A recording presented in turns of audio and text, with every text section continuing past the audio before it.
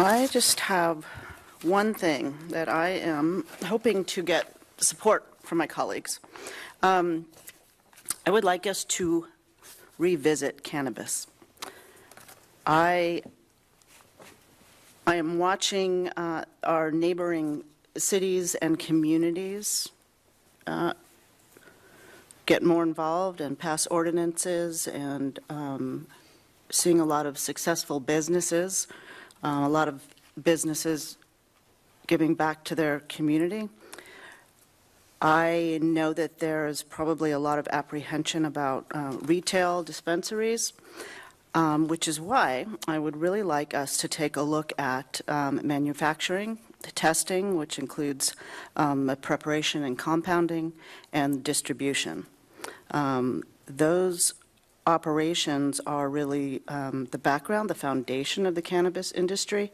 And while we have a lot of cities in our community that are doing the retail, there's still this niche of the testing, distribution, which are really good jobs. There are scientists doing the testing. There's chance for some economic something.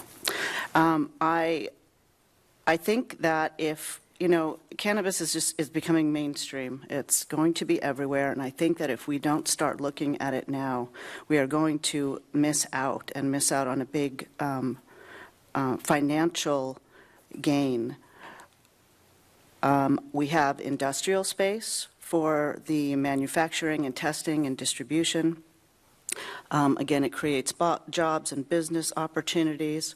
We are in a prime location with agriculture around us. We are in between Santa Barbara and Los Angeles. And there's a potential for a lot of revenue with tax and permitting. So I would really like, I know it's a lot of work, but I would really like a study session that touches on a fiscal analysis, the feasibility and environmental impact, public safety issues, and probably even take a look at public support so we can sense where the community is. I know that there are a lot of the cities who are working on this right now have a lot of this information, so maybe we can borrow some things. Thousand Oaks is setting up a testing facility. Yeah.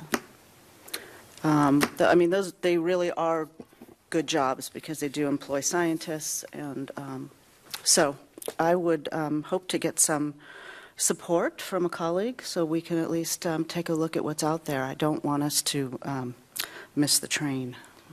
I would add my support to that. I would add that the regulations, amend the study session to also include regulations, whether it's state regulations or city regulations as they exist now, and whether they restrict, or to what end, particularly our city regulations, to what end do they restrict, and do we need to reanalyze our specific ordinances and our regulations to if they restrict any of these things.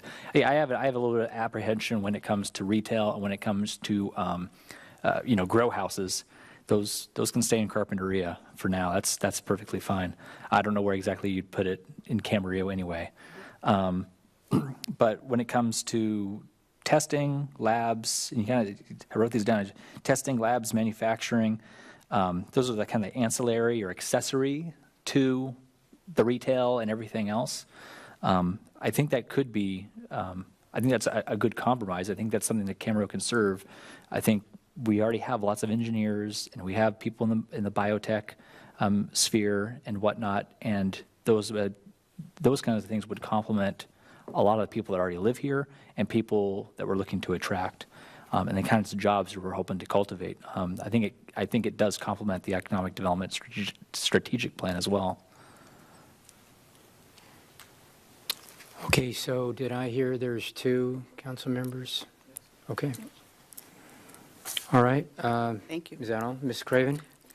I attended the Camarillo Ranch Foundation Ad Hoc Committee, the Citizen Selection Committee. I also attended a I don't know what you'd call it.